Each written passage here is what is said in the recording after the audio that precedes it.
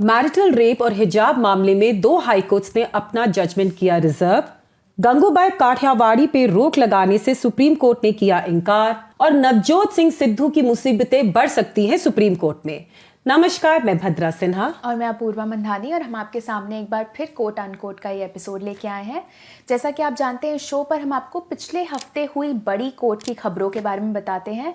इस हफ्ते of course जो 2 बहुत ही महत्वपूर्ण खबरें आ रही हैं वो आ रही हैं दिल्ली हाई कोर्ट से और कर्नाटक हाई कोर्ट से। कर्नाटक हाई कोर्ट में पिछले लगभग 1 महीने से जो हिजाब विवाद है उस पर लगातार सुनवाई हो रही है।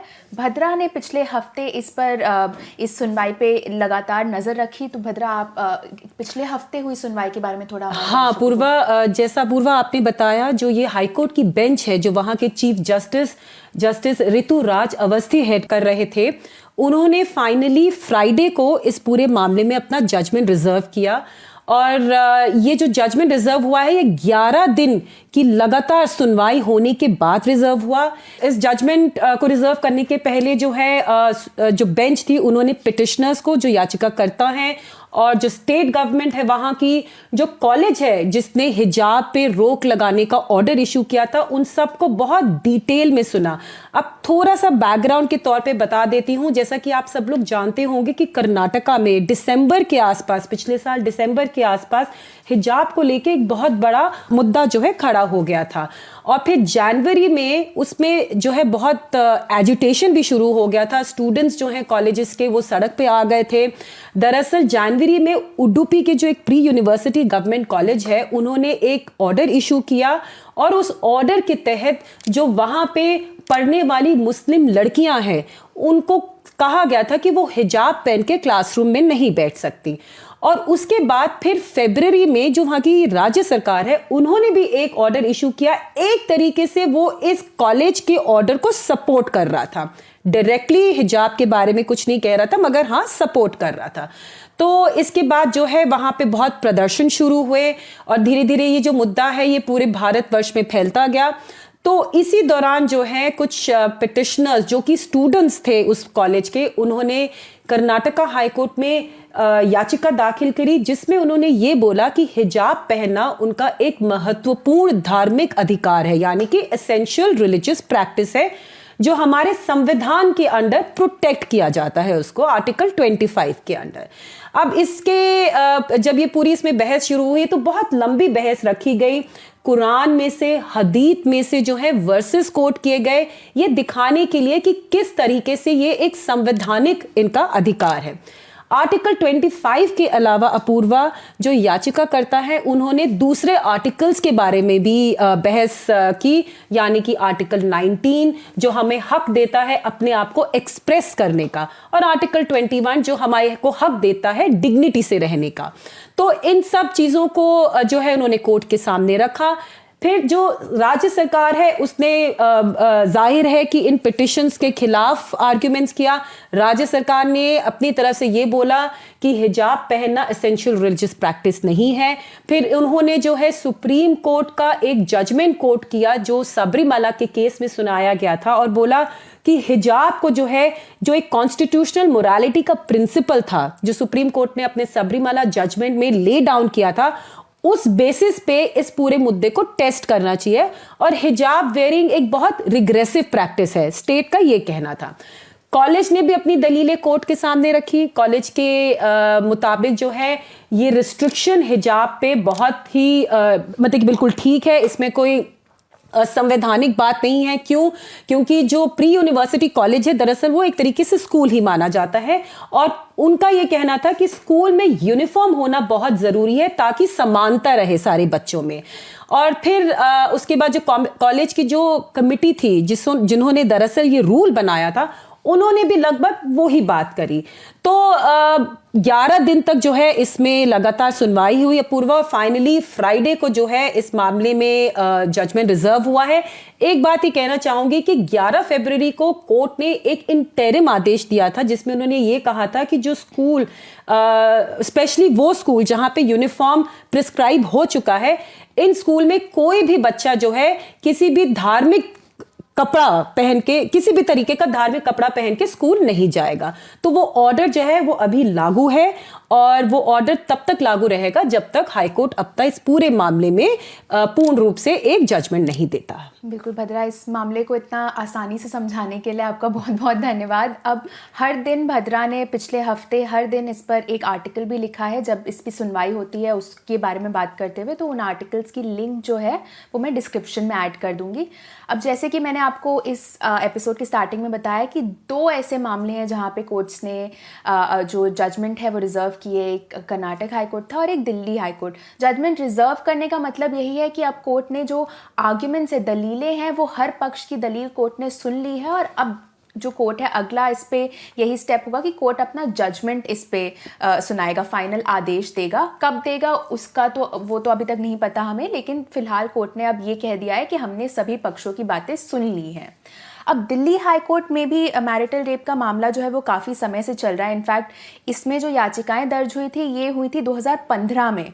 उसके बाद कुछ हल्की फुल्की इधर उधर सुनवाई हुई थी, लेकिन पिछले साल दिसंबर से कोर्ट ने इसमें लगातार सुनवाई करनी चालू की। आपको इस लॉ के बारे में मैंने पहले भी कुछ एपिसोड में बताया, लेकिन अगर संक्षेप में आपको बता दूं तो जो सेक्शन 375 है इंडियन पीनल कोड का, ये बात करता है रेप की। इस सेक्शन में कई पॉइंट्स दिए हुए हैं जिनमें लिखा हुआ है कि किस तरह के अपराध रेप के दायरे में आ सकते हैं, और इसी में ही ये भी लिखा है कि अगर कोई पति अपनी पत्नी के साथ दुर्व्यवहार करता है, उसका रेप करता है, तो वो रेप के दायरे में नहीं आएगा। दिसंबर से इसमें अब दिल्ली हाई कोर्ट में सुनवाई हो रही है। एक स्पेशल बेंच बैठ रही है दिल्ली हाई कोर्ट की। जस्टिस राजीव शक्देर और जस्टिस सी हरिशंकर इस पे सुनवाई कर रहे हैं। अब कोर्ट ने लगातार दिसंबर से इसमें सुनवाई की है। पिछले साल से इसमें कोर्ट ने याचिकाकर्ताओं की भी दलीलें सुनी, दिल्ली सरकार की तरफ से भी कई आर्ग्यूमेंट्स आए, कई दलीलें आई, लेकिन जब इस हफ्ते कोर्ट ने अपना जजमेंट रिजर्व किया, फाइनली ये कहा कि अब हमने सभी पक्षों को सुन लिया है, तब कोर्ट ने केंद्र सरकार से कुछ नाराजगी ज़रूर जताई, क्योंकि केंद्र सरकार से कोर्ट ने लगातार इन याचिकाओं पर जवाब मांगा है। 2017 में आपको बता दूं, केंद्र सरकार ने ज़रूर एक अपना जवाब फाइल किया था कोर्ट के सामने। उसमें उन्होंने एक क्लियर स्टैंड लिया था, यानी उन्होंने ये कहा था उस समय कि ये जो सेक्शन 375 के अंदर जो शादी के लिए, एक विवाह के लिए अलग एक्सेप्शन बनाया गया है, उसको नहीं हटाना चाहिए, उसको अनकॉन्स्टिट्यूशनल, असंवैधानिक नहीं करार देना चाहिए। उन्होंने ये इसलिए कहा था कि ये विवाह संस्था को अस्थिर कर देगा। उन्होंने ये भी बातें कही थी कि ऐसे जब आरोप लगाए जाएंगे पत्नियों की तरफ से, तो इसको प्रूव करना कोर्ट के सामने, इसके खिलाफ जिस तरह के एविडेंस आएंगे उनको प्रूव करना आसान नहीं होगा। लेकिन उसके बाद अब जब दिसंबर से इसकी हियरिंग चालू हुई है, सुनवाई चालू हुई है, तब से कई बार कोर्ट ने केंद्र सरकार से इस पे जवाब मांगा। एक बार जनवरी में केंद्र सरकार ने और समय मांगा कोर्ट से, ये कहते हुए कि वो सभी लोगों से इस पे बात करे। केंद्र सरकार का ये कहना था कि वो अकेले इस मामले पर कुछ नहीं कह सकती, उसे राज्य सरकारों से भी इस पर जवाब चाहिए। उसके बाद 3 फरवरी को एक एफिडेविट भी फाइल हुआ कोर्ट में, जिसमें उन्होंने सेम बात दोहराई कि उन्हें राज्य सरकारों से बात करने की ज़रूरत है, वो अपनी तरफ से कुछ नहीं बोलेंगे इस मामले पर। फिर 7 फरवरी को उन्होंने सेम वही बात दोहराई। कई बार उनको कोर्ट से फटकार भी लगी और इस हफ्ते भी वही चीज़ हुई। कोर्ट ने यहाँ तक कह दिया कि आपका जो स्टैंड है इस पूरे मुद्दे पर, जो आपका पक्ष है, वो त्रिशंकु की तरह है, वो ना ही इधर है ना ही उधर है, और आपको हम ये आखिरी मौका दे रहे हैं अगर आप अपना पक्ष हमें इसमें बताना चाहें। लेकिन अब भी केंद्र सरकार अपनी बात पे डटी रही कि हम इस पे कोई पक्ष नहीं लेना चाहते हैं, जिसके बाद बेंच ने अब जो जजमेंट है उसे रिजर्व कर लिया है। अपूर्वा जी, इसमें एक छोटी सी बात यह है कि जो केंद्र सरकार ने अपना 2017 में जो एफिडेविट दाखिल किया था, केंद्र सरकार ने फॉर्मली वो एफिडेविट वापस नहीं लिया है। तो एक तरीके से वो स्टैंड अभी भी है जिसमें उन्होंने इस पूरे पिटिशन का विरोध किया है, मगर फिर भी उसके बावजूद केंद्र सरकार ने इस हेयरिंग के दौरान ये बोला कि हम इस पूरे मुद्दे पे दोबारा से विचार कर रहे हैं। ये कहने के बावजूद जो है उन्होंने मगर वो एफिडेविट अभी तक विड्रॉ नहीं किया है। तो जहां तक मुझे समझ में आता है, दिल्ली हाईकोर्ट शायद उसी एफिडेविट के बेसिस पे जो है अपना जजमेंट जो है वो लिखेगी। बिल्कुल, बहुत ही ज्यादा ये आशंका है कि वो ऐसा कर सकती है। जी, अब जो तीसरा हमारे पास आपके लिए केस है वो आ रहा है सुप्रीम कोर्ट से। गंगूबाई काठियावाड़ी जो मूवी है, जो फिल्म है, उस पर रोक लगाने की एक याचिका सुप्रीम कोर्ट के पास आई थी। काफ़ी इंटरेस्टिंग मामला है, स्पेशली संजय लीला भंसाली के लिए ये दोबारा एक तरह से हो रहा है। पद्मावती का भी नाम चेंज करके उन्हें पद्मावत रखना पड़ा था, और अब इस बार सुप्रीम कोर्ट में जब पहले दिन ये याचिका आई तब ऐसा लग रहा था कि कोर्ट हो सकता है उन्हें इस मूवी का नाम, इस फिल्म का नाम चेंज करने का आदेश दे। ये याचिका दरअसल फाइल की थी, इनका नाम है बाबू रवजी शाह, और उन्होंने ये दावा किया था कि ये जो किताब है जिसके ऊपर ये फिल्म बनी है, ये दोनों ही फिल्म और किताब उनकी तरफ अपमानजनक है और वो चाहते हैं कि ये रिलीज़ ना हो। तो जब पहले दिन ये याचिका सामने आई पिछले हफ्ते ही, तब कोर्ट ने एक तरह से जो निर्माता है संजय लीला भंसाली, उनके लॉयर को ये कहा कि आप एक बार सोचिए इस बारे में कि क्या आप इस फिल्म का नाम बदलना चाहेंगे। लेकिन जब अगले दिन संजय लीला भंसाली के जो वकील हैं आर्यमन सुंदरम, वो कोर्ट के सामने आए तो उन्होंने कई दलीलें ऐसी रखी जिससे कोर्ट ने इस याचिका को खारिज कर दिया। उन्होंने कोर्ट को बोला कि ये जो याचिका करता है, इनके पास किसी तरह का ये प्रूफ नहीं है कि ये एक्चुअली इनके गोद लिए हुए बेटे थे। उन्होंने ये भी कहा कि याचिकाकर्ता किसी भी तरह से ये दिखा नहीं पाए कि किस तरह से ये फिल्म हानिकारक है उनके और उनकी माँ के लिए। अगर जी अपूर्वा, उसमें उन्होंने ये भी बात बोली कि भाई जहाँ तक मानहानि का मामला है वो उनके अडॉप्टेड कोई भी बच्चा है वो दावा नहीं कर सकता है, क्योंकि जो ये एक राइट होता है ये उस व्यक्ति के साथ खत्म हो जाता है जिसके ऊपर फिल्म बन रही है। तो जहां तक गंगूबाई का सवाल है वो अभी जीवित नहीं है, इसलिए ये जहां तक मानहानि की बात है उसको लेके उन्होंने एक टेक्निकल ऑब्जेक्शन रेज किया।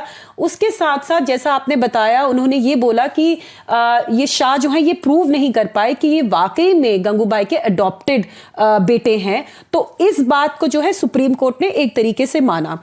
तीसरी बात जो सुंदरम ने ये बोली कोर्ट को कि भाई इनका जो ये केस है ये इस समय पे आ रहा है जब थर्ड पार्टी राइट्स जो हैं वो एक तरीके से बन चुके हैं पूरे मामले में, और फिल्म रिलीज होने के 1 या 2 दिन पहले जो है इस फिल्म की नाम का जो नाम है वो बदला नहीं जा सकता। तो यही सारी जो चीजें हैं, टेक्निकल इश्यूज रेज हुए थे। बट हियरिंग के दौरान जो बेंच थी जो इस मामले को सुन रही थी, उन्होंने एक चीज बोली कि क्या ऐसे केसेस में जहां पे आप जो कैरेक्टर वो एक जो है प्रोस्टिट्यूशन के बारे में जो फिल्म बन रही है, तो क्या ऐसे केसेस में जो कैरेक्टर है उसकी जो आइडेंटिटी है वो क्या वाकई में रिवील हो सकती है या नहीं। उसको लेके सुंदरम ने ये बोला पूरी मूवी है ये गंगूबाई की जो कैरेक्टर को एक तरीके से उनकी अच्छी छवि दर्शाने की कोशिश कर रही है। तो ये सारी जो है आर्ग्यूमेंट्स उन्होंने कोर्ट के सामने रखे और कोर्ट ने जो है एक्सेप्ट कर ली। अपूर्वा, इसके साथ साथ जो इस केस से रिलेटेड एक और डेवलपमेंट हुआ था वो था बॉम्बे हाई कोर्ट में। दरअसल बॉम्बे हाई कोर्ट में भी एक याचिका दाखिल की गई थी कमाठीपुरा के जो एरिया है वहां के रेजिडेंट और वहां के एमएलए के द्वारा। अब ये जो पूरी मूवी है इसमें गंगूबाई को कमाठीपुरा का रेजिडेंट जो है वो दिखाया गया है। तो याचिकाकर्ताओं का ये मानना है कि जो ये मूवी है ये कमाठीपुरा एरिया को एक बुरी नजर जो है से दिखाती है, क्योंकि प्रोस्टिट्यूशन को लेके इस एरिया को दिखाया जा रहा है और कमाठीपुरा एरिया में अब बहुत रिफॉर्म्स आ गए हैं जो इस मूवी में नहीं दिखाया जा रहा। तो उनको इस बात पे जो है आपत्ति थी और हाई कोर्ट का ये भी मानना था कि इस फिल्म को central board of film certification ने एक सर्टिफिकेट दे दिया है रिलीज के लिए, और बोर्ड ने जो है इस पूरी मूवी पे कोई सवाल नहीं उठाया है, तो इसलिए कोर्ट अब इस मुद्दे पे नहीं जा सकती। तो ये सारी आर्ग्यूमेंट्स को, ये सारे पॉइंट्स को नजर रखते हुए बॉम्बे हाई कोर्ट ने भी मूवी के रिलीज पे रोक लगाने से इनकार कर दिया था। और सुप्रीम कोर्ट के इनकार के बाद पिछले हफ्ते ही फिल्म रिलीज भी हो गई जी। अब जो अगला आखिरी हमारे पास आपके लिए जो केस है वो सुप्रीम कोर्ट से आ रहा है। दरअसल पंजाब कांग्रेस के अध्यक्ष नवजोत सिंह सिद्धू की मुसीबतें सुप्रीम कोर्ट में कुछ बढ़ सकती हैं। कोर्ट ने सिद्धू को 2 हफ्ते का नोटिस देकर उनसे जवाब मांगा है। याचिका क्या है? दरअसल एक ही केस चल रहा है सिद्धू के खिलाफ 33 साल पुराना एक रोड रेज का मामला है। 1988 में ये एक कांड हुआ था जहां पटियाला के निवासी गुरनाम सिंह की मौत हो गई थी। इसके लिए पंजाब और हरियाणा हाई कोर्ट में दरअसल हाई कोर्ट ने सिद्धू को 3 साल की सज़ा सुनाई थी, लेकिन सुप्रीम कोर्ट ने मई 2018 में सिद्धू को सिर्फ गिल्टी ऑफ कॉजिंग हर्ट, यानी कि किसी को चोट पहुंचाने का जो प्रोविज़न होता है, प्रावधान होता है आईपीसी में, उसके अंदर उन्हें सिर्फ फाइन लगा के उन्हें छोड़ दिया था। इसके खिलाफ जो गुरनाम सिंह हैं, उनके जो परिवार वाले हैं, वो वापस सुप्रीम कोर्ट में गए, उन्होंने रिव्यू पिटिशन फाइल की।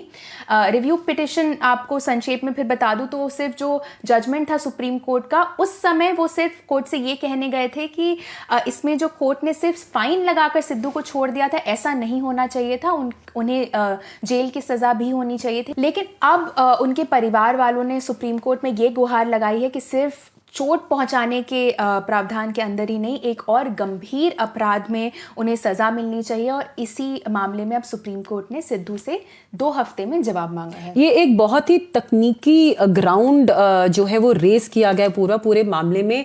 और जब ये मुद्दा फ्राइडे को कोर्ट के सामने हेयरिंग के लिए आया, जो एक स्पेशल बेंच बनाई गई है इस रिव्यू पिटिशन को सुनने के लिए, तो इसमें नवजोत सिंह सिद्धू के जो लॉयर हैं, जो खुद भी एक कांग्रेस नेता है, पी चिदम्बरम, उन्होंने विरोध किया। उन्होंने बोला कि एक तो ये बहुत ही पुराना मामला है 1988 का, जिसमें जजमेंट आया था और सुप्रीम कोर्ट का जजमेंट 2018 में आ चुका है। तो अब इस वक्त इस पूरे मामले को खोलना जो है वो ठीक बात नहीं है। और पूरा जो है 2018 का जो सुप्रीम कोर्ट का जजमेंट था, उसने जो है इन सारे मुद्दों पे, इन सारे जो पॉइंट्स जो अब रिव्यू पिटिशन में रेज हुए हैं, उनको एक तरीके से डील करके ही वो जजमेंट सुनाया गया था। मगर चूंकि एक एप्लीकेशन इसमें फाइल हुई है और जो विक्टिम्स की जो फैमिली है, जो विक्टिम की फैमिली है, उन्होंने एक तकनीकी कारण के वजह से ये एप्लीकेशन फाइल करी है, तो इसी वजह से जो है कोर्ट ने सिद्धू से जवाब मांगा है। और जैसा पूर्वा ने बताया, ये जवाब जो है उनको अगले 2 हफ्तों में कोर्ट के सामने पेश करना होगा। जब भी ये जवाब आता है, हम ऑफ कोर्स आपको इसके बारे में हमारे अगले कुछ एपिसोड्स में इसके बारे में जरूर बताएंगे। बिल्कुल, क्योंकि देखने वाली बात ये होगी कि क्या सुप्रीम कोर्ट इस पूरे मुद्दे को दोबारा से खोलेगी या नहीं। क्योंकि अगर सुप्रीम कोर्ट इस फ्रेश एप्लीकेशन को एक्सेप्ट कर लेती है, तो इस पूरे मुद्दे में सुनवाई जो है दोबारा से होगी। तो वो अब कितनी लंबी चलेगी, ये हमें उसी वक्त पता चलेगा। चलिए अपूर्वा, मेरे ख्याल से इस हफ्ते के लिए काफ़ी है। बिल्कुल, आशा करती हूँ आपको ये एपिसोड पसंद आया हो। हमें कमेंट सेक्शन में ज़रूर बताएं, हमें सुझाव भी भेजें और हमें इसी तरह से सपोर्ट करते रहें।